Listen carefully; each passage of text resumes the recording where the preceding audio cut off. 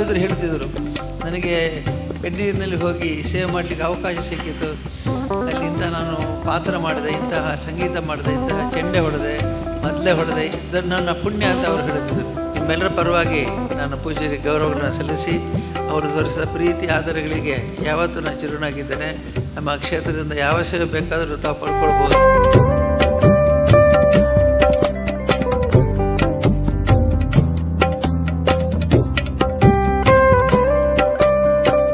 ನಮ್ಮ ಕ್ಷೇತ್ರದ ಶ್ರೀ ಮಂಜುನಾಥ ಸ್ವಾಮಿಯನ್ನು ಪ್ರಾರ್ಥಿಸಿ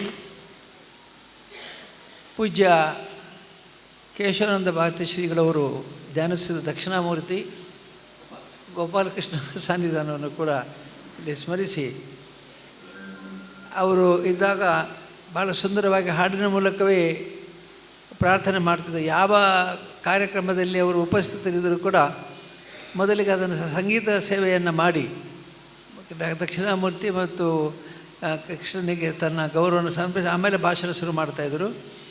ಅವರ ಕಂಠ, ಅವರ ತೇಜಸ್ಸು ಮತ್ತು ಅವರ ಉಪಸ್ಥಿತಿಯಲ್ಲಿದ್ದಾಗ ಆ ವಾತಾವರಣದಲ್ಲಿ ಆಗ್ತಾಯಿದ್ದಂಥ ಬದಲಾವಣೆಯನ್ನು ಗಮನಿಸಿ ಅವರಿಗೆ ಎಲ್ಲ ಕಡೆ ಕೂಡ ಬಹಳ ವಿಶೇಷವಾದ ಗೌರವ ದೊರಕ್ತಾಯಿತ್ತು.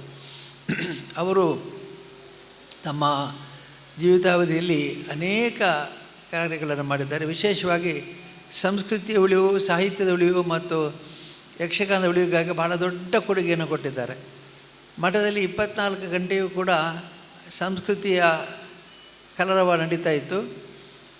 ಎಲ್ಲ ಕಲಾವಿದರು ಇಲ್ಲಿ ಬರಬೇಕು. ಅವರಿಗೆ ಎಷ್ಟು ಜನ ಕಲಾವಿದರು ಬಂದರೂ ಕೂಡ ಇನ್ನೂ ಅವ್ರಿಗೆ ಯಾಕೆ ಕರಲಿಲ್ಲ, ಇವ್ರು ಯಾಕೆ ಕರೀಲಿಲ್ಲ ಅಂತ. ನಮ್ಮಲ್ಲಿ ಬಂದಾಗ ಕಲಾವಿದರು ಹೇಳ್ತಿದ್ದರು, ನನಗೆ ಎಡ್ನೀರಿನಲ್ಲಿ ಹೋಗಿ ಸೇವೆ ಮಾಡಲಿಕ್ಕೆ ಅವಕಾಶ ಸಿಕ್ಕಿತು. ಅಲ್ಲಿಂದ ನಾನು ಪಾತ್ರ ಮಾಡಿದೆ, ಇಂತಹ ಸಂಗೀತ ಮಾಡಿದೆ, ಇಂತಹ ಚೆಂಡೆ ಹೊಡೆದೆ, ಮೊದಲೇ ಹೊಡೆದೆ, ಇದನ್ನು ನನ್ನ ಪುಣ್ಯ ಅಂತ ಅವರು ಹೇಳ್ತಿದ್ದರು. ಅಂದರೆ ಸ್ವತಃ ಕಲಾವಿದರಾಗಿದ್ದಂಥ ಕೇಶವಾನಂದ ಭಾರತಿ ಶ್ರೀಗಳವರಿಗೆ ಸ್ವತಃ ಅವರಿಗೆ ಕಲೆ ಗೊತ್ತಿದ್ದರಿಂದ ಮೌಲ್ಯಮಾಪನ ಮಾಡೋದವರಿಗೆ ಸುಲಭ ಇತ್ತು. ಯಾರ್ಯಾರು ಎಷ್ಟು ಯೋಗ್ಯತೆ ಇದೆ ಅಂತ ಅವ್ರು ಗುರುತಿಸ್ತಿದ್ರು. ಅಂತಹ ಪೂಜ್ಯ ಶ್ರೀಗಳವರು ಮಾಡಿದಂಥ ಸೇವೆ ಅಖಂಡವಾದದ್ದು. ಆದರೆ ಯಾವಾಗಲೂ ನಾವು ಹೇಳ್ತಾ ಇದ್ದದ್ದುಂಟು, ಅವರ ಸ್ಥಾನ ಮಾತ್ರ ಸರಿ ಇಲ್ಲ ಅಂತ. ಯಾಕೆಂದರೆ ಕೇರಳದಲ್ಲಿ ಇದ್ದು ತಪ್ಪಲ್ಲ, ಅದು ಸಮಸ್ಯೆ ಅಲ್ಲ. ಆದರೆ ಅವರಿಗೆ ಕರ್ನಾಟಕದಲ್ಲಿ ಇದ್ದಿದ್ದರೆ ಯಾವ ಗೌರವ ಸಿಗ್ತಿತ್ತೋ, ಯಾವ ಅನುಕೂಲಗಳು ಸಿಗ್ತಿತ್ತೋ ಅದು ಇಲ್ಲಿ ಸಿಕ್ಕೋದಿಲ್ಲೋ ಏನೋ ಅಂತ ನಾವು ತಿಳ್ಕೊಂಡಿದ್ದು. ಅಂತೂ ಇಂತೂ ಈ ಸಾನ್ನಿಧ್ಯ ಭಾಳ ವಿಶೇಷವಾದ್ದು.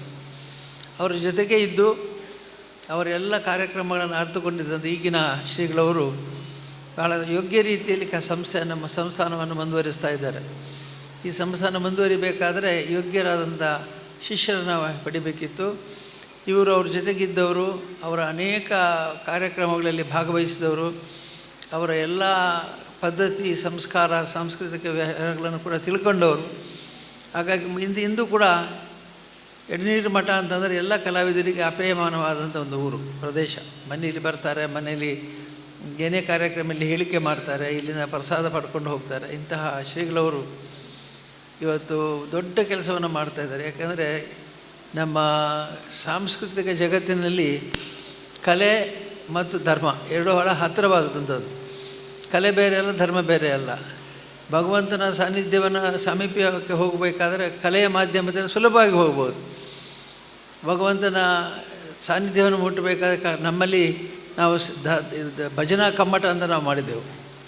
ಭಜನಾ ಕಮ್ಮಟ ಮಾಡುವಾಗ ಕೇಳಿದೆ, ನೀವು ಯಾಕೆ ಭಜನಾ ಕಮ್ಮಟ ಮಾಡಿದ್ದೀರಿ ಅಂತ. ಅದಕ್ಕೆ ನಾನು ಹೇಳ್ತಿದ್ದೆ, ಎಷ್ಟೋ ಸಲ ಕೆಲವರು ಹಾಡಿದರೆ ದೇವರು ಸಹಿಸ್ಕೊಳ್ಳಿಕ್ಕೆ ಆಗೋದಿಲ್ಲ, ಅಷ್ಟು ಕರ್ಕಶವಾಗಿರ್ತದೆ ಅಂತ. ಅದಕ್ಕೆ ಕೇಳ್ತಿದ್ರು, ದೇವರೇನು ಮಾಡ್ತಾರೆ ಇಂಥ ಸಂಗೀತ? ಅದಕ್ಕೆ ಏನಿಲ್ಲ, ದೇವ್ರನ್ನ ಒಳ್ಳೆಯ ಉಪಾಯ ಮಾಡಿದ್ದಾರೆ.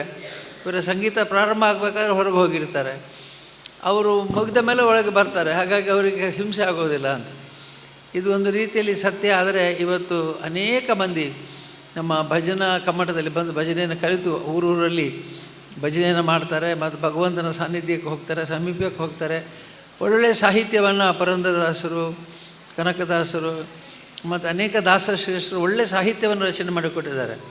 ಭಗವಂತನ ಈಗ ಎಷ್ಟು ಸುಂದರವಾಗಿ ಅವರು ಪ್ರಾರ್ಥನೆ ಮಾಡಿದರು ಅಂದರೆ ಅದ್ಭುತವಾದ ಪ್ರಾರ್ಥನೆ ಅದು. ಅವರು ನಾರಾಯಣೀಯಂ ಅದನ್ನು ಮಾಡಿದ್ದಾರೆ. ಕೃಷ್ಣ ಅಂತ ಅವರು ಕರೆಯುವಾಗ ನಿಜವಾಗಿ ಕೃಷ್ಣನೇ ಕರೆದಾಗ ಆಯಿತು. ಅವರು ಸುಂದರವಾಗಿ ಕೃಷ್ಣನನ್ನು ಕರೆದಿದ್ದಾರೆ. ಇಂತಹ ವಿಶೇಷವಾದಂಥ ನಮ್ಮಲ್ಲಿ ಕಲೆ ಇದೆ, ನಮ್ಮಲ್ಲಿ ಸಾಹಿತ್ಯ ಇದೆ, ನಮ್ಮಲ್ಲಿ ಸಂಗೀತ ಇದೆ, ನಮ್ಮಲ್ಲಿ ಅದ್ಭುತವಾದ ವ್ಯಕ್ತಿಗಳಿದ್ದಾರೆ, ಸಾಧನೆ ಮಾಡೋರಿದ್ದಾರೆ. ಅಂಥವರನ್ನು ಬೆಳೆಸುವಂಥ ಕ್ಷೇತ್ರಗಳು ಇದಾಗಬೇಕು, ಇದಾಗಿದೆ, ಇದಾಗಬೇಕು.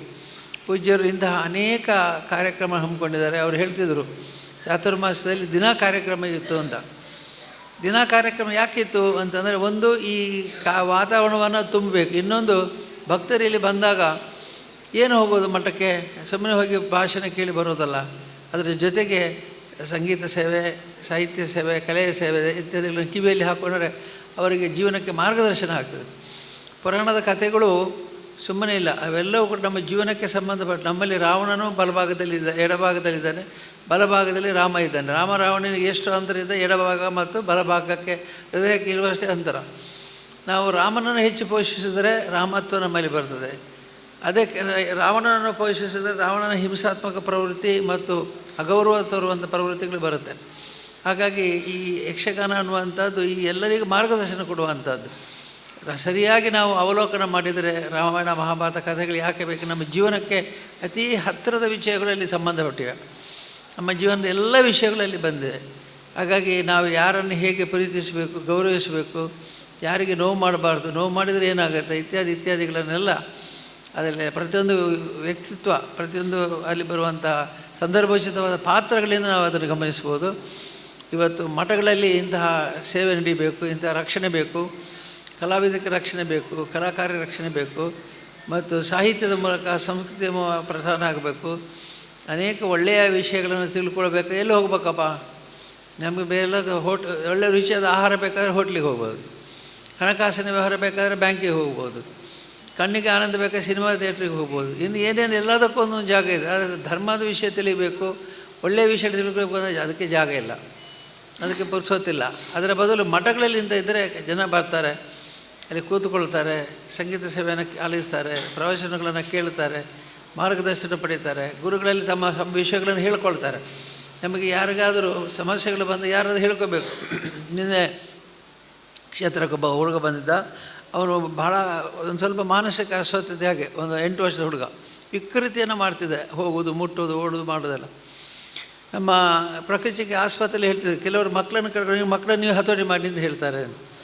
ಮಕ್ಕಳನ್ನ ಹತೋಟಿ ಮಾಡೋದು ಬೆತ್ತದಲ್ಲಿ ಅಥವಾ ಹೊಡೆದು ಬಡ್ದು ಮಾಡಲಿಕ್ಕೆ ಆಗೋದಿಲ್ಲ. ಅದರ ಬದಲಾಗಿ ಅವರಿಗೆ ಒಳ್ಳೆಯ ಕಥೆಗಳನ್ನು ಹೇಳಿ, ಪಂಚತಂತ್ರದ ಕತೆ ಬಂದದ್ದೇ ಹಾಗೆ. ಒಬ್ಬ ರಾಜನಿಗೆ ಮಕ್ಕಳಿದ್ರು, ಮಕ್ಕಳು ಬಹಳ ಪಾಠ ಓದ್ತಾ ಇರಲಿಲ್ಲ, ಅವರು ಭಾಳ ಕಷ್ಟಪಡ್ತಿದ್ದವು. ಅದಕ್ಕೆ ಏನು ಮಾಡಬೇಕು, ಗುರುಗಳು ಹೇಳಿದ್ರು, ಕಥೆ ಮೂಲಕ ನಾನು ಅವರನ್ನು ಪರಿವರ್ತನೆ ಮಾಡ್ತೇನೆ ಅಂತ. ಕಥೆಯನ್ನು ಹೇಳಿ, ಕಥೆಯಲ್ಲಿ ಬರುವಂಥ ಪಾತ್ರಗಳು, ಅದರಲ್ಲಿ ಒಳ್ಳೆಯವರಿದ್ದಾರೆ, ಹೆಡ್ರಿದ್ದಾರೆ, ಮೋಸ ಮಾಡೋರಿದ್ದಾರೆ, ವಂಚಕರಿದ್ದಾರೆ, ಆಧ್ಯಾತ್ಮಿಗಳಿದ್ದಾರೆ, ಇವರನ್ನೆಲ್ಲ ಕಥೆಗಳನ್ನು ಹೇಳಿ ಎಚ್ಚರಿಕೆ ಅಂತ ಜೀವನಕ್ಕೆ ಸಂದೇಶ ಕೊಟ್ಟದ್ದು ಪಂಚತಂತ್ರ. ಹಾಗಾಗಿ ಪಂಚತಂತ್ರ ಕಂತದ ಹಾಗೆ ಅನೇಕ ಸಂದರ್ಭಗಳು ನಮಗೆ ಅದರ ವಿಮರ್ಶೆ ಮಾಡಿ ಹೇಳಬೇಕು. ಸುಮ್ಮನೆ ಕಥೆ ಕೇಳಿದರೆ ಏನೋ ಒಂದು ಕತೆ, ಕಾಗೆ ಹಾಗೆ ಮಾಡಿದ್ದು, ನರಿ ಹೀಗೆ ಮಾಡಿದ್ದು, ಇನ್ನೂ ಮಾಡಿದ್ದು, ಅದಲ್ಲ. ಅದರ ಹಿಂದೆ ಇರತಕ್ಕಂಥ ಸೂಕ್ಷ್ಮ ವಿಚಾರಗಳನ್ನು ಪೂಜ್ಯರು ಭಕ್ತರಿಗೆ ಹೇಳಿದಾಗ ಅವರಿಗೆ ಮನದಟ್ಟಾಗುತ್ತೆ. ಯಾವ ರೀತಿಯಲ್ಲಿ ರಾಜನ ಮಕ್ಕಳಿಗೆ ಪಂಚತಂತ್ರ ಕಥೆಗಳನ್ನು ಹೇಳಿ ಬದುಕಿಗೆ ಮಾರ್ಗದರ್ಶನ, ಅದಕ್ಕೆ ನಮಗೆ ಕೂಡ ಮಾರ್ಗದರ್ಶನ ಸಿಗುತ್ತೆ. ನಾನು ಬಹಳ ಸಂತೋಷಿತ ಪೂಜ್ಯರಿಗೆ ಗೌರವವನ್ನು ಸಲ್ಲಿಸಿ, ಇನ್ನು ಮುಂದೆ ಕೂಡ ಇಂಥ ಸ್ಥಳದಲ್ಲಿ, ಇಂಥ ಸಾನ್ನಿಧ್ಯದಲ್ಲಿ ಸಾಂಸ್ಕೃತಿಕ ವಿಚಾರಗಳು ಬೆಳೆಯಲಿ, ಸತ್ಕರ್ಮಗಳು ಬೆಳೆಯಲಿ, ಸದಾಚಾರ ಬೆಳೆಯಲಿ, ಮತ್ತು ಈ ಎಲ್ಲ ಭಾಗದಲ್ಲಿ ಕೂಡ ನಮ್ಮ ಕ್ಷೇತ್ರದ ಮಂಜುನಾಥ ಸ್ವಾಮಿ ಅನುಗ್ರಹದಿಂದ ಮತ್ತು ಇಲ್ಲಿಯ ಸಾನ್ನಿಧ್ಯದ ಅನುಗ್ರಹದಿಂದ ಎಲ್ಲ ಒಳ್ಳೆಯ ರೀತಿಯಲ್ಲಿ ಮಕ್ಕಳು. 2 ಶಾಲೆ ಇದೆ ಇಲ್ಲಿ. ನಾನು ಕೇಳಿದೆ ಪೂಜೆಯಲ್ಲಿ ಶಾಲೆ ಹೇಗಿದೆ ಅಂತ.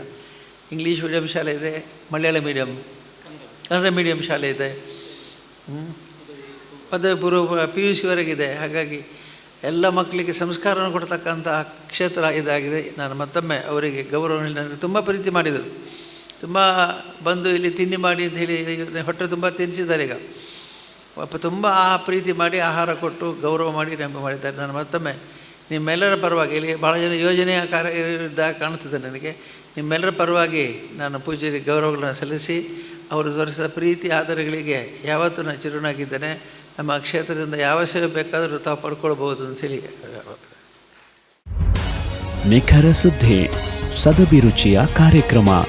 ನೀವು ನೋಡ್ತಾ ಇದ್ದೀರಾ ಕಹಳೆ ನ್ಯೂಸ್, ಸಮಾಜದ ಜಾಗೃತಿಗಾಗಿ ವಸ್ತುನಿಷ್ಠ ವರದಿ.